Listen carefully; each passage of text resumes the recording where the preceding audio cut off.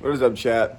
We're back at the barn and we're back to working on the Laurel. Today I have my TiAL wastegate right here and we're gonna throw this on my RB20.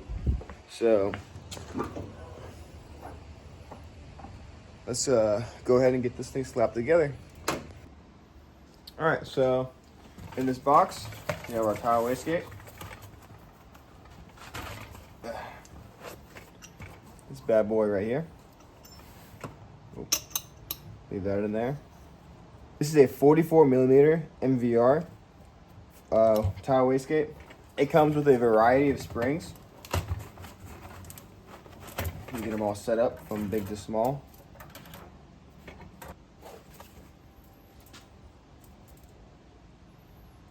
All right. Now that I got the springs set up from big to small, we can come look at the MVR spring rate. So right now I'm setting it up for pump gas. I'm gonna do the 17.4. So it'll be the black, blue, and yellow. So I'm gonna grab the black, the blue, and the yellow. And these together are gonna make that 17.4 PSI. So these extra ones I can put back into the box and then get this cap taken off and get these springs inside. All right, just get this zipped off real quick. Already broke these loose.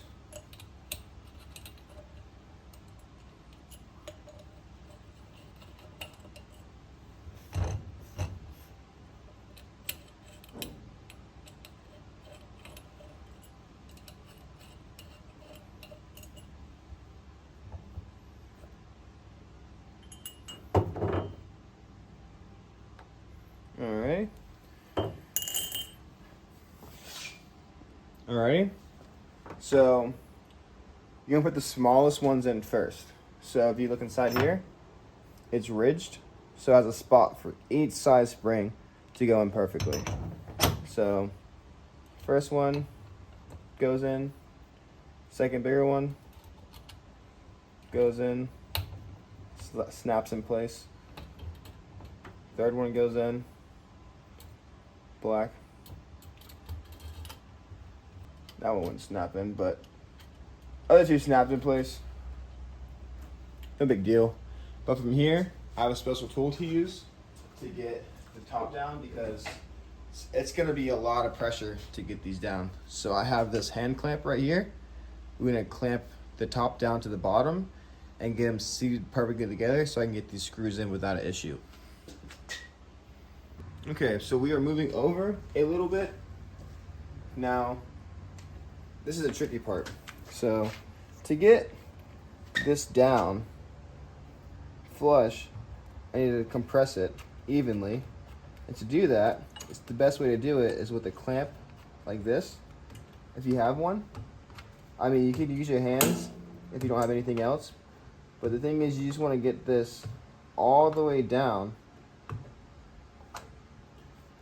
You don't want to pinch the diaphragm or anything.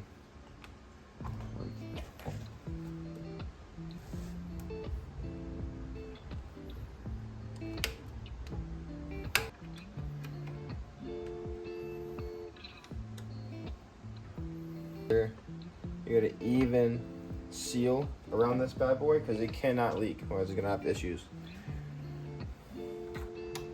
I'll make sure that diaphragm isn't pinched around anywhere. Nope, everything's great. Get these tightened down in the star pattern.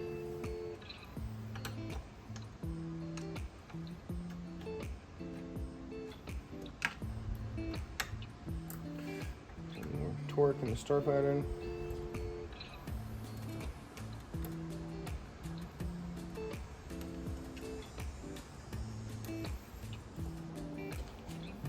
All right, and then undo the clamp,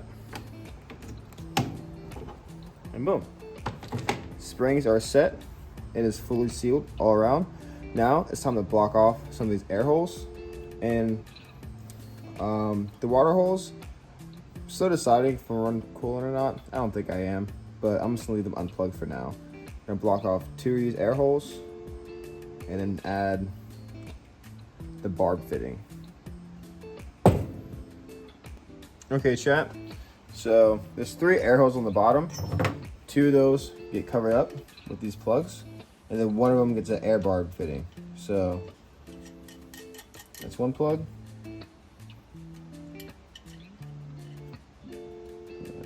Plug this one back here.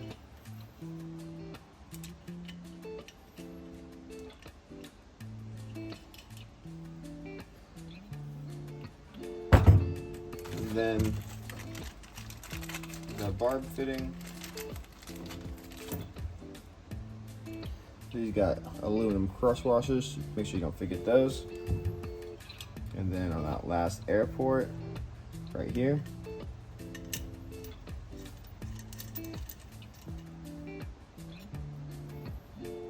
just torque those down. These are 5. Those are down.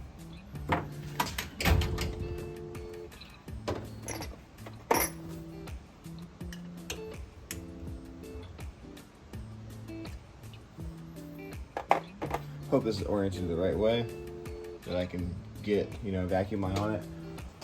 But from here, get those lines in, and then these 2 stay open if you're not running anything, so they don't come with caps. And then you leave these 2 top ones open. But yeah, the only way you're gonna be using these top ports if you're running an electronic boost controller, which at the moment I am not. So I maybe eventually I will, but we'll see. So leave those open for now. And then from here, we can actually get this on the car. Yeah, make sure this bad boy's in. And then we're gonna have to get it pressed.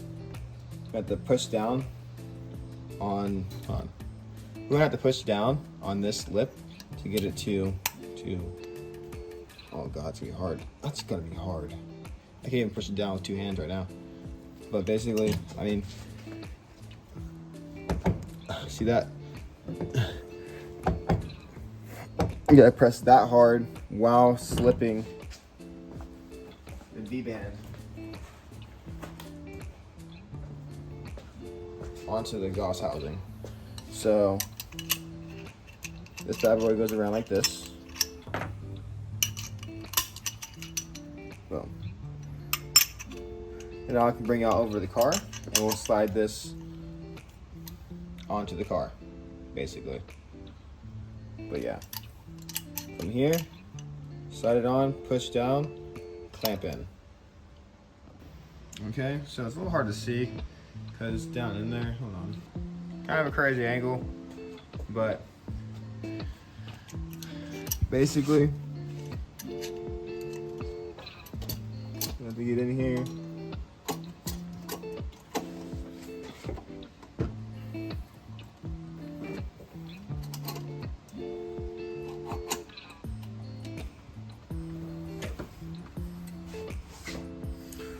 Oh, okay, chat.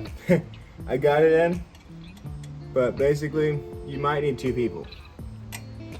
You probably do need 2 people to make it easier. This was a pain to get in this way. All right, chat. And that is how you install the TiAL wastegate. And then you just need a, little exit tube to dump out somewhere, or you can route it back into your exhaust, whatever your fancy is. But yeah, that's it, chat. Nice, quick, easy video today, chat. Ladies wanted to get that done and out of the way, so that's done. Now I'm probably gonna grab my fuel rail stuff. I don't know what that was, and get my fuel rail done today because might as well. But yeah, chat, that was my TiAL wastegate install on my RB20. Hope you all liked it. It's a pretty simple video. Other than that, see y'all in the next one.